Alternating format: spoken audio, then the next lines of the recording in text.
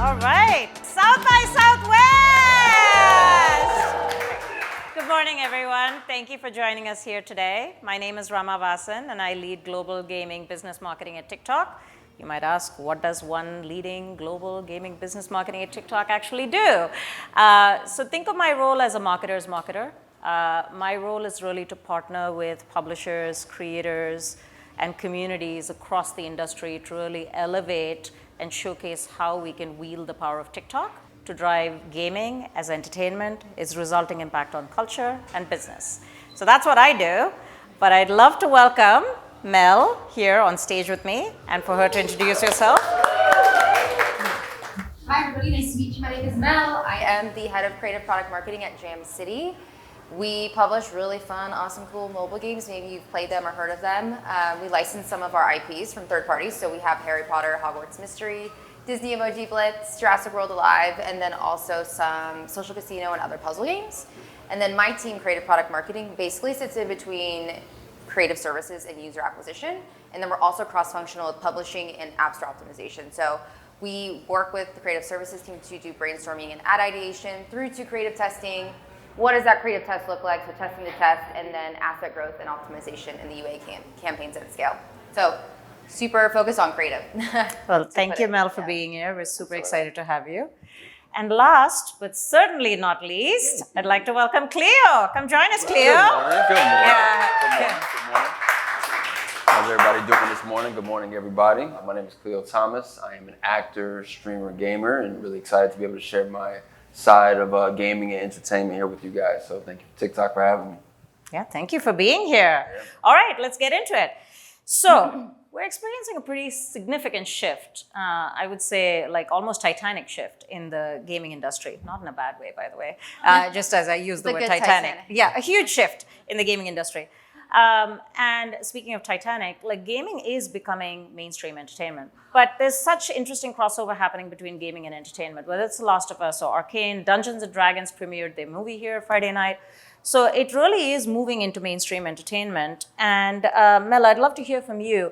What do you see as the role of gaming overall in entertainment and culture? Yeah, absolutely. So I think as consumers, we're demanding high quality entertainment experiences. We don't want to waste our time when we sit down. Rotten Tomatoes says 99%. I want 99%. So the reason why I think gaming has grown to the largest sector of entertainment is because the gaming industry is super, super wide. We have hardcore gamers over here, mobile gamers over here, and there's just several types of just opportunities. I think more than TV, film, and music in terms of like delivering on that motivation to play a game. Actually, when I was traveling here at LAX in the Delta terminal, they have a luxury video game lounge called Gameway. Yep. I thought I was hallucinating because I've just been thinking about games. I was like, what is that picture? So yeah, it's definitely intertwined in our lives, and I think we'll continue to just be a big part of it. So in this new era where this shift is happening, there's also another fundamental like transformation that we should acknowledge, which is that it's not just about playing the game anymore. Gaming has become just a part of everyday life, whether it's entertainment, as we just talked about, but also cooking, fashion and cosplay, music, and so much more. And I'd love to hear, Mel, from your perspective, how has this shift of gaming becoming a part of just the everyday ethos of our life also impacted how people discover and play games? Great question. So being we deliver assets to the UA team, we can see everything that they do in terms of channel spend. And so what we noticed is like 5 years ago, people were discovering games on Facebook. That's where we were sourcing a lot of new players. There was actually a system within a mobile game where you can request lives from friends on Facebook. So even more so like the growth was happening there. This slide I think is killing the thunder. So people are migrating from Facebook now. And I think we're all seeing that, anyone who does any sort of mobile marketing, and they're migrating to other places, and TikTok is one of the big ones. And so in terms of how people are discovering games, they're discovering it through other people, other creators, people who can break through the noise for them that align with their values, beliefs, aspirational lifestyles. That's how like discovery is happening. And in terms of how we have to change our marketing, it's basically like we have to step up to the plate, sit at the table, and show up as a member of the community versus a brand, essentially. And so go entertainment first. Which means we have to go contextually relevant and authentic way. So yeah, that's pretty much how we're trying to adapt. And just separately for the mobile industry, we're having a lot of privacy things pop up where we can no longer see user level data on like the device. And so basically what that means is your creative needs to represent the user that you want to bring into the game. I think we've been really like skirting by that the past few years, and now it's here. So just another reason to go contextual first for marketing. Basically bringing the joy of creativity and marketing back into bringing gaming, it right? back. So that's Yeah. awesome and really great to see as marketers. Cleo, you talked about being an actor, a gamer, a streamer. You're like there's so many different facets to who you are in the way you engage with your communities. Talk about how you use your content as an entertainment vehicle for getting your community to discover and love and play games. Yeah, I come from I guess like the old era of Hollywood and entertainment, where if you were just the actor, you were the actor. If you were the musician, you were the musician, and that was it. And it's never been easier to be like multi-hyphenated. And with TikTok being able to showcase so many different aspects of myself, like I actually got the opportunity not too long ago to zoom into a classroom that had just red holes, and every kid saw my background of my level setup, and they knew I was a gamer, so they're asking me like, what's my gamer tag? Can we play Smash Bros against each other, things like that. It's never been easier, man, to show off all aspects of myself as a creator. The fact that the short form content is, of course, where we are right now as far as media, but then even the fact that TikTok has live, like being able to live stream gaming now as well, is like that's a really big, impactful push to be the hub of everything gaming. We love to hear that. Both the piece around welcoming the diversity of all aspects of who we are as humans, as creators, as marketers, as communities, but equally like features like live that really helps enrich the experience of our communities and our creators. So thank you for sharing that. Yeah. Mel, let's talk about IPs for a second. So intellectual properties, there was a certain way to launch an IP in the gaming world, right? How has that shifted now with this crossover between gaming and entertainment? Like, are you thinking about them as IPs with traditional gameplay, et cetera? Are you thinking of them really as entertainment properties that then tie into cultural relevance? Yeah, so I think you have to think what's the broadest reach, obviously. And so IPs with entertainment tie-ins provide that really big cultural relevance. So obviously, we license our games from some of the most famous brands in the world. So we have like a whole sector of marketing where we can really see that halo effect, where we're going after people who know Disney or know Harry Potter. They are familiar with different product lines, like theme parks, streaming services, whatever. And so when they see a new game, they're like, hey, let me try this out. And that's like the power of like an IP. So if you don't have that, which we also are in that situation, when we're like launching like Cookie Jam, for example, that's our biggest match 3 game. We have to think about like, okay, I think we have to go creator first for sure, especially on TikTok. It's an older game, older DAU. We source a lot of our players from Facebook. So we really are trying to start from scratch with that. And so we're going creator first. We're skipping all of the speed bumps that we experienced like launching our first games, I think, and like really sorting out like what we wanted to do. But now we're going after like really specific sets of people to try to bring our brand to life. So I think that like broadening yourself to being more entertainment focused is bringing in a lot more growth for companies who are able to do it. That's really great to hear. And it's also interesting what you were talking about in terms of like your targeting not being so niche anymore, and really like broadening the lens of like who we're like talking to as the gaming industry. And just because I play Candy Crush and Subway Surfers and Wordle, yes, I'm sharing a lot about my life right now, doesn't make me any less of a gamer than somebody on a console, playing, a first-person shooter game. And like really the definition of who a gamer is has really expanded and changed. Thinking about like that and gaming really overall and this like diversity that we see here, just like gaming, TikTok is made for bringing people together through inspiration and joyful creativity. And certainly, there's a lot of transformation that TikTok has been at the forefront of, whether it's the shift from long form to short form content, music, discovering and rediscovering new artists. So if I tell you, think about a man on a skateboard, what song comes to mind? Like there's like that kind of like amazing shift happening, and even bringing books back to the mainstream with Book Talk. And we're seeing now that amazing transformation and that positivity coming into the gaming industry as well. We have over 1 billion monthly active users. 82% of them game once a week. That's a huge addressable audience, which means there is really this like incredible diversity of of users that are like gamers now, as we were just talking about. Cleo, I'd love to hear from your perspective, what do you think is unique about TikTok as a platform in the way you engage with your communities? Getting the opportunity to like find community as a whole has never been easier. You'll go down a rabbit hole on a hashtag and you'll end up finding people who are into the exact same things as you. And then someone who's, oh, I like this game, but then I tried this and I love this. Like I would have, being honest, I grew up playing games like Final Fantasy VII and Mega Man X and Castlevania Symphony of the Night and Metal Gear Solid. And then I discovered Overcooked, and I was like, "Oh, I really like this because it's competitive. It's I'm yelling at my friends over trying to just get this meal done. It's things like that, man. And then even getting a chance to see people like cosplaying, and getting a chance to see people like go on tangents about what their character could have done or should have done. Like you're seeing so many different aspects of what a gamer could be now. Instead of just what a controller in their hand. And also even learning how to make video games. That's what I love even seeing on TikTok. I'm literally seeing an indie game developers show their process. And growing up, it's one thing to, love playing them, but never thought you'd be able to learn how to make it. Yeah. Are you seeing that in your community, that there's like, it's not just about the gamer, which, I know when somebody says gamer, like there's probably a certain visual that comes to mind, right?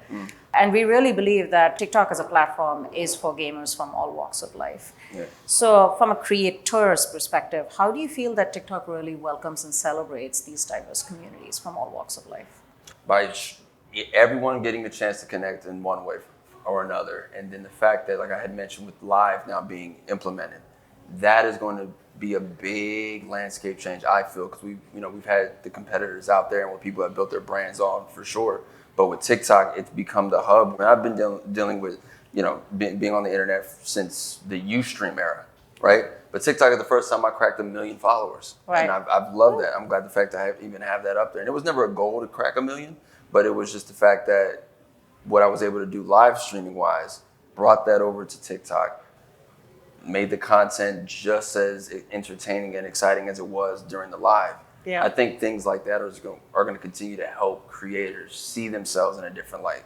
And yeah. That's awesome. That's Yeah. awesome. Mel, how about you? How do you think from a publisher's perspective and marketing your games, you're able to engage with these like diverse communities of players? Yeah, for us in the industry that we sit in at Jam City, we're a casual mobile gaming company. So the assumption really is like a lot of the new users that we are going to be acquiring are actually not gamers. So what needs to change really is how we speak to the new kind of wave of how people are discovering games. To go back to your other question, it's not enough now to run like traditional UA ads with like gameplay, narrative immersion, appealing to the gamer motivations. It's not like a quick win anymore. It's how do we switch that over to UGC, live action, things like that. And in addition, how do we go after people who aren't identifying as a gamer? So I think you will find that some of your gaming ads will work on TikTok. There are gamers on TikTok, obviously. But in terms of like actually driving growth for your brand on TikTok and like being able to scale up, you need to start going into other avenues. And so we've done that a few different ways. So I'm going to talk about Emoji Blitz first. I think, yeah, that's what this is. Where you'll see here, it's like super broad. It doesn't really say anything that this is a game. And I think that like really drives the point home, like we're engaging with gaming IPs consistently without knowing it, and that's pretty much how we're trying to show up. So this is how we did it for Emoji. I'll let this play actually first. People think I take notes on my phone during meetings. I'm actually collecting the new Encanto emojis. Download Disney Emoji Blitz today. Match, collect, chat. Emojis. Emojis. I love the AI script. It's like emojis every time. We're like, yes, let's run it. In this case, we actually have the opportunity, just due to the game, to use like deeper level IPs because we have Pixar, Disney, and Star Wars emojis basically in the game. You can collect them and use them on your real world keyboard. So none of that is like incorrect, but the way that we're marketing it is like you can just do this thing instead of, so we're pulling the game out. We're appealing to this broader audience of Disney fans. In the case where you don't have, a big brand behind you, it again is creative forward. We're doing that with Cookie Jam right now. We're not launched on TikTok fully, but we're in the briefing stages with our creators. So The way that we're approaching it is baking creators. Cookie Jam is a baking theme match 3 game. If you are curious, go play it. But basically, like, you can do like a whole awesome baked good with voiceover and stuff, and at the end it could just be like Cookie Jam. And then we have makeup creators, sketch comedy creators, and we want to jump on the top TikTok trends as well in a way that we're not really able to with a licensed game. So like really trying to stick our neck out and seeing kind of like what the response is. So yeah, those are just a few ways of how we're trying to do non-gamer specific segments. That's awesome. Yeah. And I love so much of what you said, which is really about like how do you create organically to the platform, not just think about it as gaming content, but content that will bring in people who have the potential to be gamers, and then do it in a way that's really creative and fun. So that's awesome. Cleo, how do you think about TikTok as this unique platform and as a creator, as an incredible creator with this amazing following, having that impact on gaming culture? And then how does that then translate into your audience then discovering and playing games? Okay, well, we'll start with this video of me in my first gaming setup. Let's get this shit. Let's and top of the morning, top of the morning, top of the morning, top of the morning, top of the morning, top of the morning, top of the morning. Hold on, let's get this shit. Right. So this was literally just impromptu. I literally just shot it. I wasn't thinking of anything. I just wanted to jump on the trend. That was a very trending song and trending theme at the time. So I had my gaming setup right before I went live to go and play one of the storyline based games I was doing at that time. I just did that. And as we see, I got my nano leaf lights on the wall, my keyboard right there.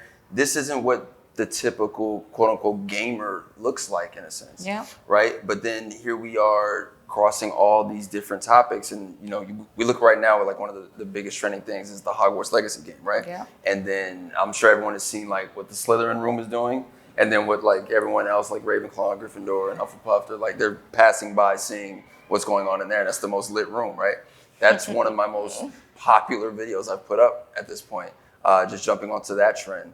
And it's been really, really cool to see how each one of these kinds of things helps navigate and migrate as far as being a gamer and being able to showcase just different aspects of us all. Like people didn't expect us to even look or act like this, man. So pretty cool. That's awesome. Yeah. Speaking of Hogwarts Legacy, I mean, and we talked about Last of Us earlier, it's so interesting to see the crossover happening both from the gaming industry into entertainment, but equally, not even entertainment, books. Like it started with books to entertainment into gaming. Like it's really amazing to see this like transformation and crossovers happening. And it's just cool because when we think someone who never read the books or hasn't watched the movies, they're gonna see that trend and that's gonna make them wanna go and now play the game. Yeah. It's like, I heard about Hogwarts and Harry Potter, but like now I'm seeing all these trends and now I wanna actually go buy a console to actually play this game. Yeah, So, it's it crosses amazing. back over. Crazy. Yeah, it's really amazing to see, and TikTok at the heart of it really driving that discovery. And this is why we really see TikTok as the new portal to play and a major launchpad for games. It's really all about that crossovers and the magic of all these audiences coming together and having this amazing discovery that's driving relevance and cultural impact. Our creators, I say this all the time, creators are the lifeblood of our platform. And our creators from all walks of life, including Cleo, are getting people to discover and play games through various ways, whether it's entertainment, as we just talked about, or a film creator maybe reimagining games as films, or a travel creator talking about which games they're playing on the road, or a food creator talking about like reimagining their favorite characters as like sweet treats. There's just incredible transformations happening. And Mel, I'd love to dig a little bit deeper into how you're thinking about this opportunity from a publisher's perspective. You've talked about how you think about TikTok, but what role does it play in your marketing strategy overall? Yeah. So great question. I think it's a big reason why I'm here today. So it's a big part of our marketing strategy. So we're fully launched on TikTok on our top 2 IP games, licensed IP games. And TikTok falls within like the top 1 to 3 networks. And I was talking to one of my UA team members and he was saying it reminds him of like the early Facebook days where like there's just so much to learn and to like kind of like figure out together. And that's basically what we've been doing for the last 6 months. And then once you kind of find your sweet spot, like the growth is absolutely there, but it really is requiring a lot more effort than ever before on my team, the creative team, to produce something that's more bespoke to the platform. So what I will say is I can kind of get into like that journey in a little bit, but what that has done is you can still use that content on other platforms outside of TikTok because people are actually super used to that. I prefer that type of content because I'm just like trained to get my information that way. So in that sense, also it kind of is giving back to our other parts of our strategy as well. So that's awesome. So one of the questions I get a lot from the marketing community and the industry at large is the what is great, which is gaming, entertainment, culture, and TikTok being at the heart of it. But the how is a question we get asked a lot as well. Like how, as a creative leader for your company in this like amazing like era that we're in, how do you think about, and let's take maybe Disney Emoji Blitz, like how do you think about that creative journey? Yeah, so that's really the question of the day, right? So before I get into that, let's play this video. So this is kind of where we're at right now in the journey, and then I'll kind of take us to this point. Okay, bring the emojis on. I got this. Okay, yes, Muppets, Muppet Christmas Carol. Yes. Next.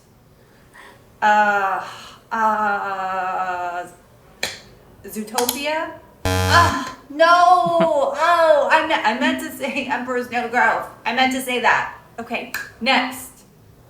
Aladdin. I'm so good at this.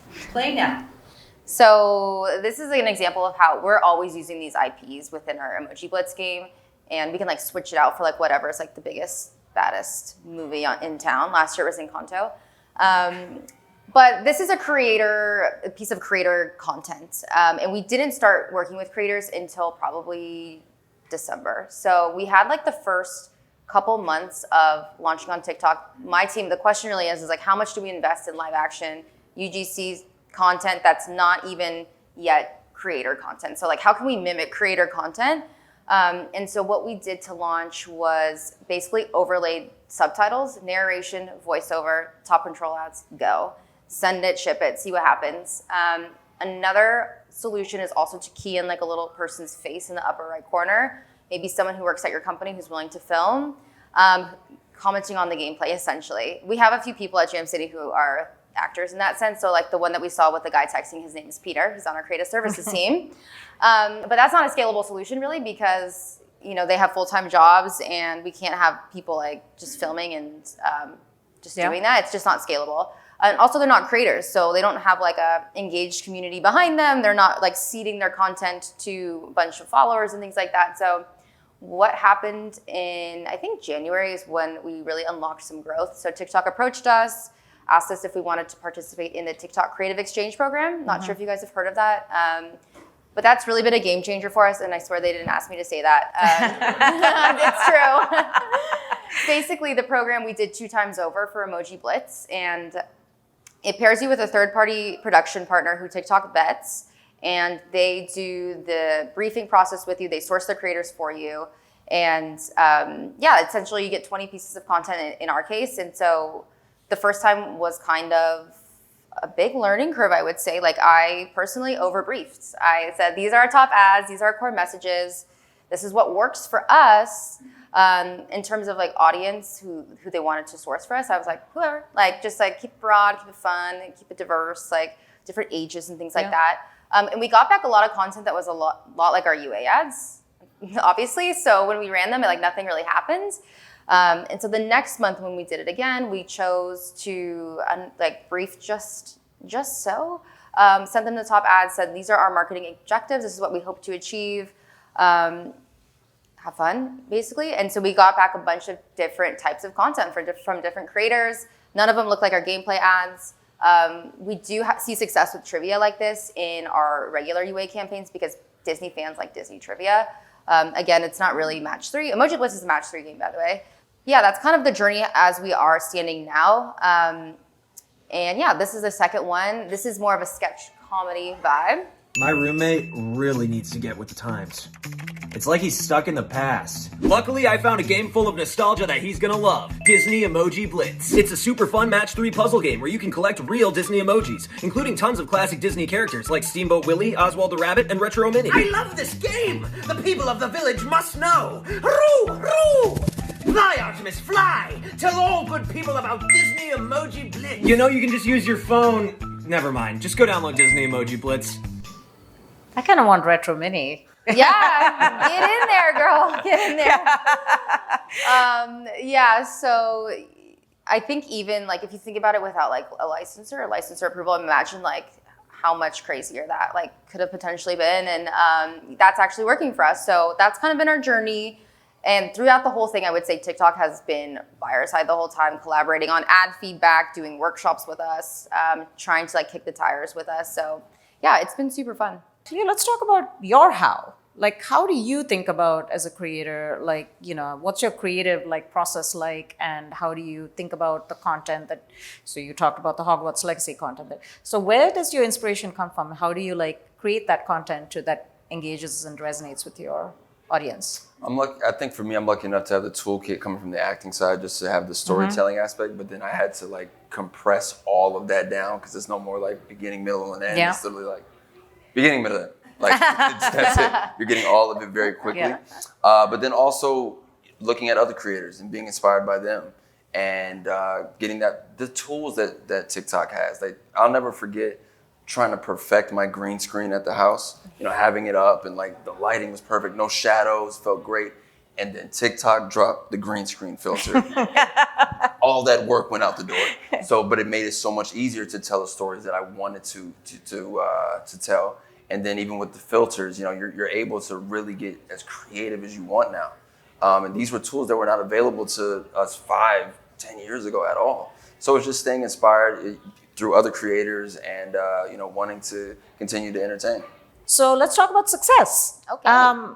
Mel, what does success look like? Maybe we've talked about Disney Emoji Blitz. How do you measure success, and what does that look like? Yeah, great question. So TikTok is not excluded from our rigorous like success measurement stuff.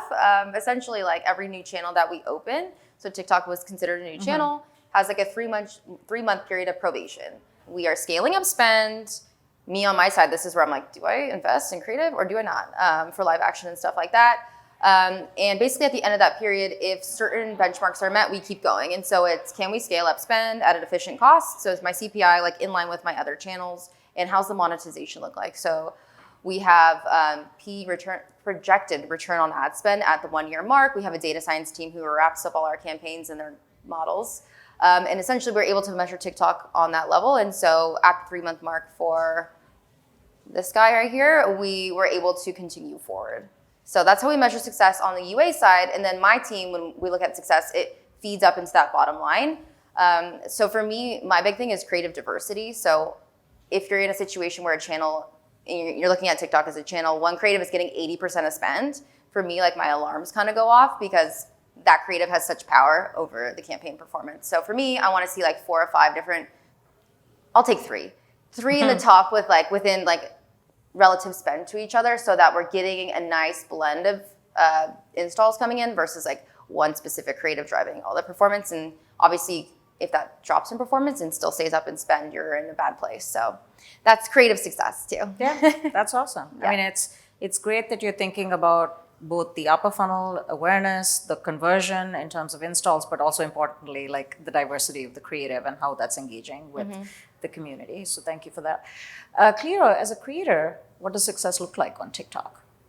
For me, continuing just to create. You know, I went from playing video games to being in one when I was in NBA 2K19 as the Nike rep, which was really cool. It's like, yeah, you're playing your story mode, but you want to come sign with Nike, you got to come sign with me. I love that. We went from that. Sounds good. Yeah, we went from that. And then, you know, now, for me, my next step is maybe learning how to make my own video game. And, you know, being more involved like in the esports world. Things like that. Those are some of the things that I'm picking up just educationally through TikTok. So that's what I would consider my next level of success dealing with it. So we're really thrilled to see, Mel, what you talked about, as well as Cleo, what you talked about, this phenomenon that's happening on TikTok with the sort of coming together of gaming, entertainment, culture, and the discovery by all these different audiences. And we call this the TikTok made me play it phenomenon. And, you know, you can see some of the stats here. After seeing gaming content on TikTok, 75% of TikTok gamers actually downloaded and discovered new content.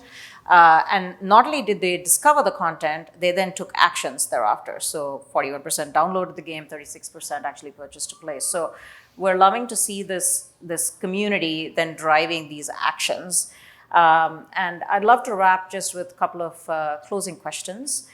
And as I mentioned earlier, creators are the lifeblood of our platform. So I'd love to start with you, Cleo. Cool. Mel talked a little bit about like how she has partnered with creators in terms of like the briefing and all of that. How do you want publishers and advertisers to partner with you? What are the best practices? Mel mentioned it, that I think as creators, we know our audience best. And when we have these opportunities that we're approached with, we would love to keep that in mind first instead of having we want you to just talk about this and just approach it in this way. It doesn't have the effect, and the fact that they tested it and saw that it came back better once the level of creativity was there. Just the freedom of that, I think, is very important. And also, I think getting us involved for the, I think some creators should be working to get into some more video games. I think it's becoming that space. We're seeing, as we talked about the adaptations, we've got The Last of Us. And then, of course, everyone excited about, God of War getting ready to come as well. That's another adaptation. But I would love to see the next aspect of this where we're getting a chance to see the creators involved from jump. They're the ones that are going to be promoting it. Here we are already in it. I know the Twitch awards were just like yesterday. So it's showing you how far this has come. So getting more involved in the business aspect to help creators and gamers being seen within video games. I'd love to hear that.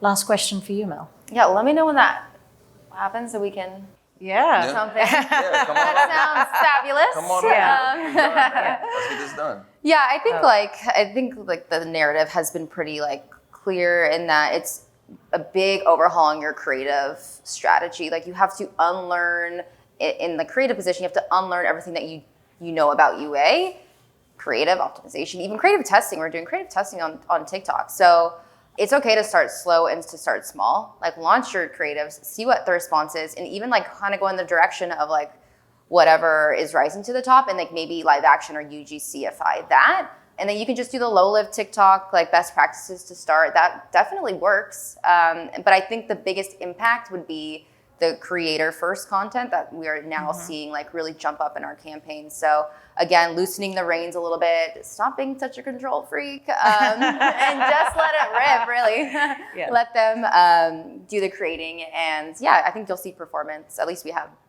That's awesome. Yeah. Thank you. Thank you both. So if I just had to wrap it all up neatly in a bow, the themes we've talked about here, TikTok and gaming are at the forefront of entertainment. And it's really all about creating that culturally relevant content, building authentic community, partnering with creators in a way that respects their understanding of their audience. And all of this is getting games discovered and played by a wide variety of audiences. And we're here. This is not the end of this may be the end of the panel, although we could probably be here all day because clearly we like talking to each other. But we are going to be available after, so come talk to us. There are other TikTok partners in the audience as well. Come talk to us if you have any other questions, and we're happy to partner with you to launch your gaming journey, just as we have with Jam City and Mel as well. And thank you all. Thank you, Mel. Thank you, Cleo. Thank you. This is so much fun.